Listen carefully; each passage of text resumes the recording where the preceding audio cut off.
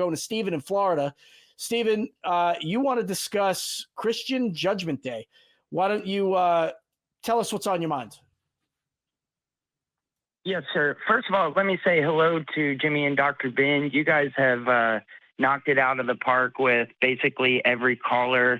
I would like to say that your disconnect with the previous Stephen is because he's looking for religious dominance and not religious freedom. He wants his Christianity pushed in schools and not Satanism Stephen, that he doesn't even understand. Well, let me cut you off there. And I appreciate your point of view, but to be fair, the previous Stephen was an atheist. So we have that. So we know that Stephen is not necessarily looking for religious dominance. And I could see where you're coming from, because had I not had the information that Stephen was an atheist, I could relate that point of view to a lot of other theist points of view. I just think that the right. Stephen from New York called to talk about Satanism and to really voice that it was ineffective. And I disagree, but I want to talk about what you want to talk about. I disagreed as well. Yeah. Okay. Well, what I wanted to talk about was actually Judgment Day for the Christians. I'm an atheist as well, but I find it contradictory that the Christians believe that Jesus died for their sins, and that he's also going to come back and judge them for those very same sins that he died for. Yeah, of course. And then if we calculate how many people have lived, estimates say about 117 billion people have existed. So if Jesus comes back to earth and takes just 1 second per each individual to ever live, that's 117 billion seconds. And that's just 1 second on each individual. I'm sure other people have more sins than just a second. But if we were to put this scenario, this fairy tale into like real life, Judgment Day would now turn into judgment years, and it would be like 4,000 years of Judgment Day. And so, I just wanted to basically call. Last time I got to talk to Dr. Ben was a couple weeks ago, but I only got in at the end of the show. And my statement then was, how do we have any tangible proof that Jesus's sacrifice was even accepted by God? The only thing that we know is that death exists before and after Jesus. We don't have any proof that any of this actually happened or was accepted or not accepted by God. We have the Bible, and that's pretty much it. But I want to draw a line here, though, because what you're talking about is, your question to our call screeners was, why would God, and you asked us this as well, why would God return to judge if Jesus' death forgave all sins? That's absolutely a worthwhile question to ask, right? I thought we were forgiven for our sins. Now we're going to be judged. It certainly doesn't make any sense. But what you're saying also is, who's got that kind of time? We're going to judge everybody, right? What I would say from a theist perspective is, well, Jesus and God, or both, or whatever it or they are so powerful that they'll just be able to judge everybody instantly anyway. Perhaps they already know how people are going to be judged and what their fate will be in the next life. And so I would say that a theist would probably argue that. However, the logical fallacy between being forgiven and then also having to suffer is a perfectly legitimate question to have. There's no good reason for it. And I can understand where you're coming from. I'm going to turn it over to Ben. Well, Ben, Jimmy, go ahead. Jimmy, that would raise another question, though, because the Bible also says that your soul isn't connected with your body, but it also says that the dead in Christ are the first to rise. We have embalming fluid and stuff like that now. So that just raises more questions other than Judgment Day.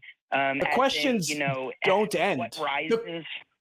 The questions don't end. In fact, the Bible also says that Satan is going to be tortured. Not that he's going to rule over you and torture you.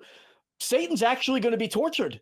Satan's going to be just like everybody else. But somewhere we get this idea that Satan is somehow the bad guy. Yeah. It doesn't make any sense. But look, we can put holes all day. Ben, go ahead.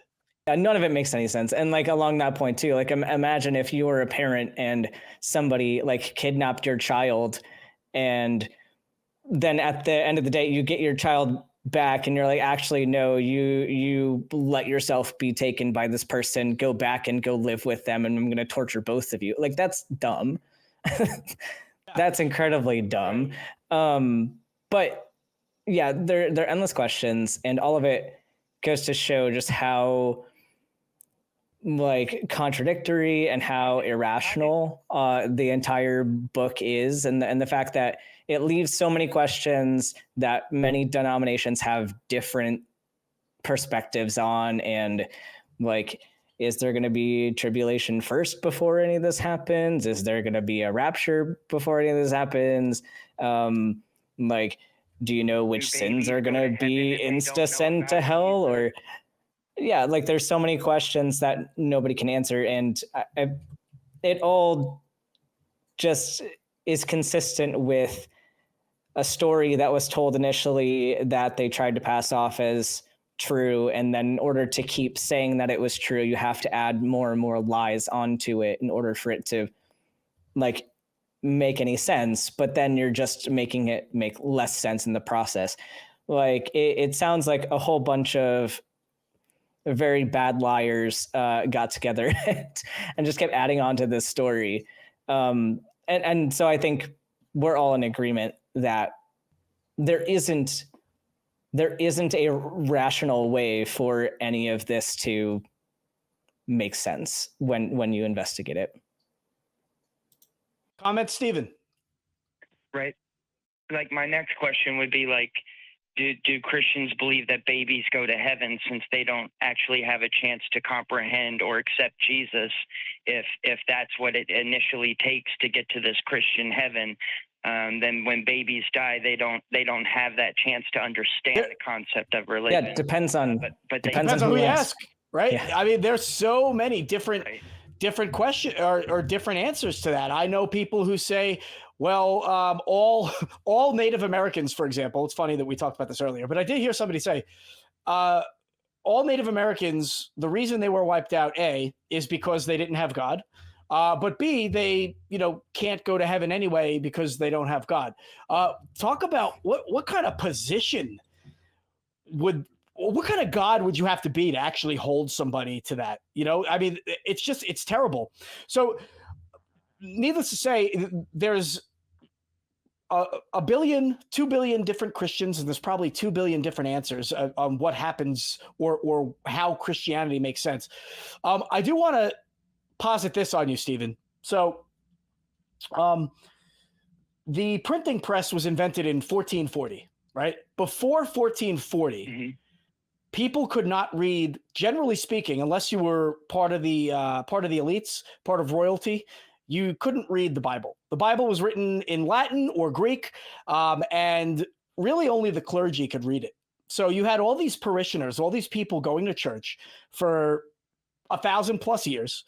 And most of them were poor, right? They were people who worked the land, people who went to church to pray and be in God's good graces through the church, so that they can have a better life later. And that's where this idea comes from, where, what happens in this life, it's not really that important. You're going to get a better life later. And through that kind of belief, it keeps the clergy, the religions in power.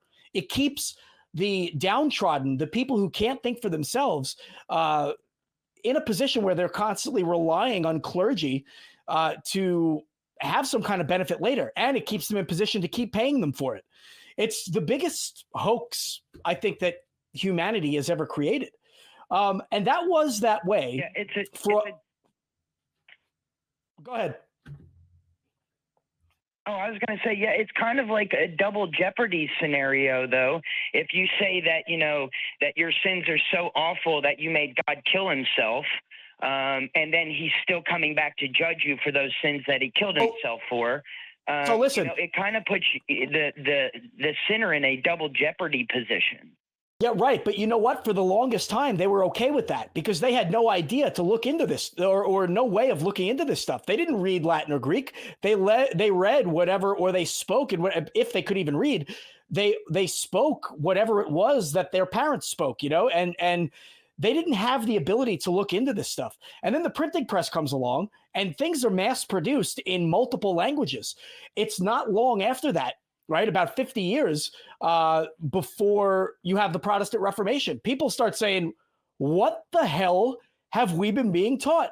The Catholic Church doesn't deserve all this power. And then you start seeing Protestantism rise. And then you start to see all kinds of splintering. It never stopped.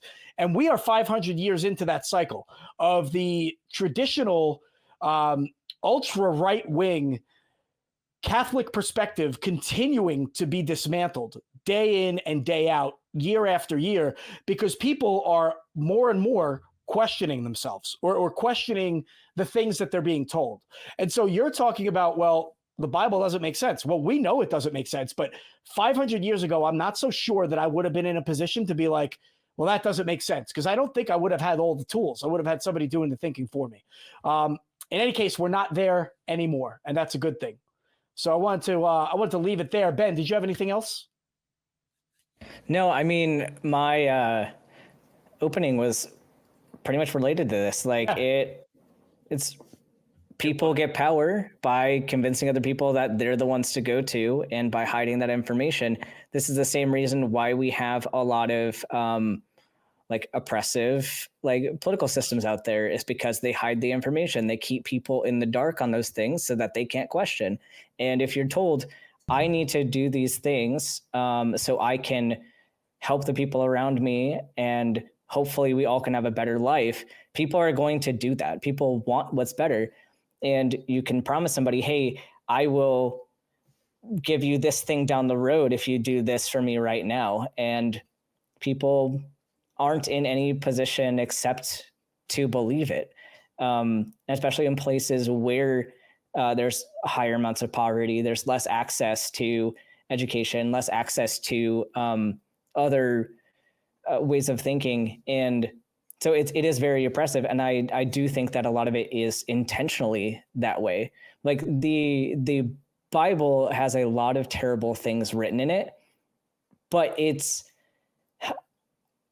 all very intentionally placed in there, especially throughout the years of, them deciding what books we're going to stay in, what passages were going to be modified, translated in certain ways. It's all very calculated and intentional what they're giving their people to read. And so I agree with Jimmy that, now we have the ability to look into things and find out what we're intaking, but that has kind of heightened the aggression of some of these organizations, kind of like what we talked about with previous callers. They're increasing their level of aggression. They're increasing their more extreme stances because they have to, in order to combat the fact that people are able to look into things. So, it's all very unfortunate. And when you do step out, it's very ridiculous that people could ever believe any of that. But I'm very happy that I'm not in that position. But a lot of people still are. Yeah. I want to, on that note, perfect segue. So, Stephen, I have flown over the most remote parts of the Middle East that you can imagine. Down in Afghanistan, in the Northeast, near China, where there's just these villages that are so offset, so out of touch with the rest of the world, and they're patriarchal societies where women, their lives are dominated by men. I mean, who knows? Well, I know, but I'm just saying, how can we expect them to have any kind of education, to have any kind of access to resources that would allow them to challenge Islam? They don't. The only thing they have is what their fathers or their husbands give them, which isn't much. And it's really sad. But, they are in the exact place where many Europeans were 500, 600 years ago. And I'm hopeful that that starts to change a little bit. I think, given the fact that Islam is about 600 years behind Christianity, maybe there's some hope on the horizon. But we see this playing out in real time or across the world. And it's not just in Christianity. So I just wanted to leave you with that. Stephen, last thought. We're going to move on. We have another caller. Yes, sir. Just my last thought is basically what you guys have been saying, that religion doesn't even help anybody in schools. I would say we could calculate how much money the Catholic Church has spent in child molestation cases, and then ask if this deity can't even protect its kids in its own religious institutions, why are we inviting them into our public schools? We don't expect the academic performances to increase in any of these southern states that are placing the 10 Commandments, in the schools. And so my last thought is just that you guys have been knocking it out of the park all day. I'm a fan. I'm not this is a first time call, but I've been watching since Tracy and Matt. And so, I just want to thank you guys for what you guys do, and, keep up the hard work. Yeah, I appreciate that. Thank you so much, Stephen. Thank you for giving Ben and I an opportunity to drop our thoughts on your thoughts. I would say on his last point, Ben, I don't think that the people in the states that are enacting religious laws and policies want them to get smarter. That would almost be counterproductive for them, wouldn't it? It's a power move. Yeah, it's absolutely like a lot of these people and like a lot of the people making these laws. Sure, there are some that are less educated and less intelligent, but a lot of the people in those positions know what they're doing, which is pretty scary. But power is a very powerful motivator. Control is a very powerful motivator, and and religion is wrought with it. And that's what we're doing here is even if we can't completely change the system, or if we completely can't make everybody question their beliefs, we can at least introduce the idea of asking the questions. And that's the first step. A lot of people can carry it from there on their own once they get the ability to know that they can ask, and they don't just need to intake whatever is being thrown at them.